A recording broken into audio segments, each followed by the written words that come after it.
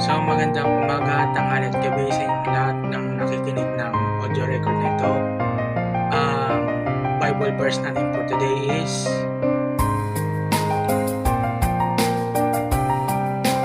First Corinthians chapter 1 verse 9. Ang sabi dito, tapat ang Diyos na tumawag sa inyo upang makipag-isa sa kanyang anak na si Jesucristo na ating Panginoon.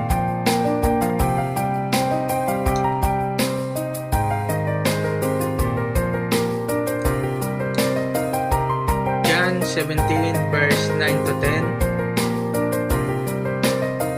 Dinadalangin ko sila, hindi ang sanlibutan ito ang idinadalangin ko, kundi ang lahat ng ibinigay mo sa akin, sapagkat sila ay sa iyo.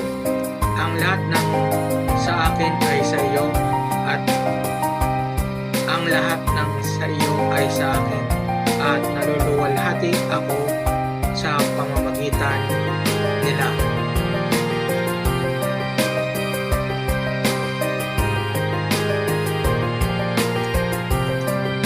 Psalms 103 verse 1 to 17.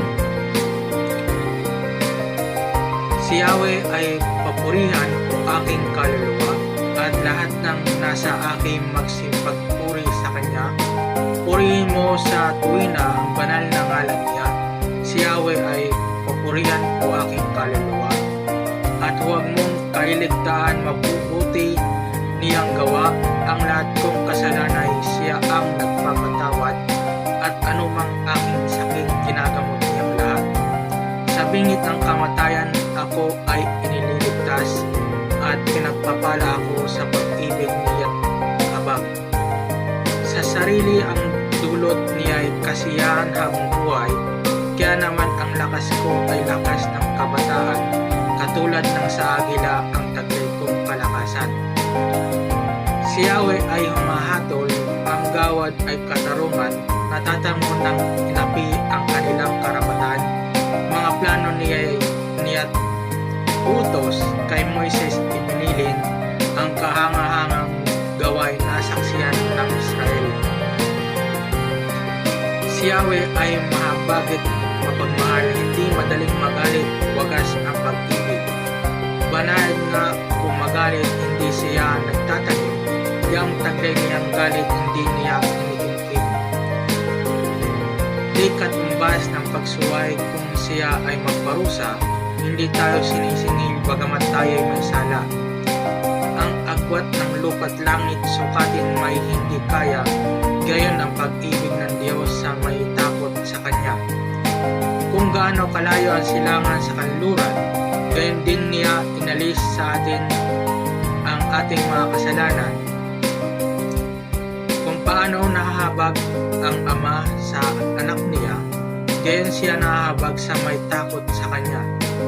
Alam niya na alabok itong ating pinagmulan, at sa alabok din naman ang ating kahantungan. Ang buhay ng mga tao ay parang damo ang katulad. Sa parang ay lumalago na katulad ay bulaklak. Nawawalat na lalagas kapag ito'y nahanginan. Nawawala na nga ito at hindi na mamamasdan. Ngunit ang pag-ibig ni Yahweh ay tunay na walang hanggan sa sino man na sa Kanya'y may takot at pagmamahal. Ang matuwid niyang gawa ay wala ring katapusan.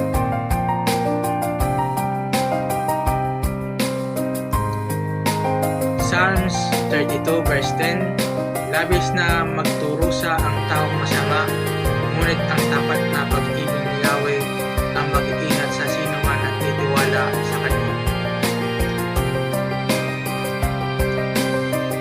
Psalms 34 verse 1 to 8. Sa lahat ng pagkakataon, si Yahweh ay aking pupurihin. Pagpupuri ko sa Kanya ay hindi ko papatipilin. Aking pupurihin Kanyang mga gawa, kayong naaapi makinig matuwa. Ang kadakilaan niya ay ihayag, at ang ngalan niya ay purihin ng lahat.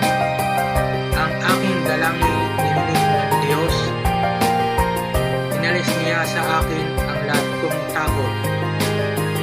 Magalak ang aking umasa sa Kanya, pagkat di nabigo ang pag-asa nila. Tumatawag sa Diyos ang walang pag-asa, sila'y iniligtas sa hirap at dusa. Anghel ang siyang bantay sa may takot sa Diyos, sa mga panganib sila'y kinukupkup.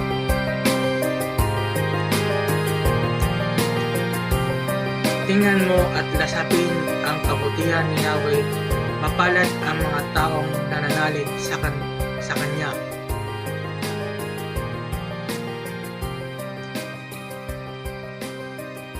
First Peter chapter 4 verse 8.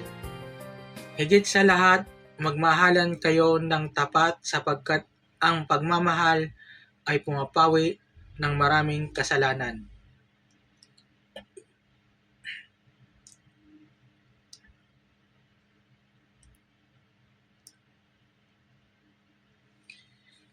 So, yan lamang po ang Bible verse natin for today. Maraming salamat sa pakikinig. Paki-share, like, support, and repost na rin po itong audio record na ito. Maraming salamat. Yun lamang po ang Bible verse natin for today.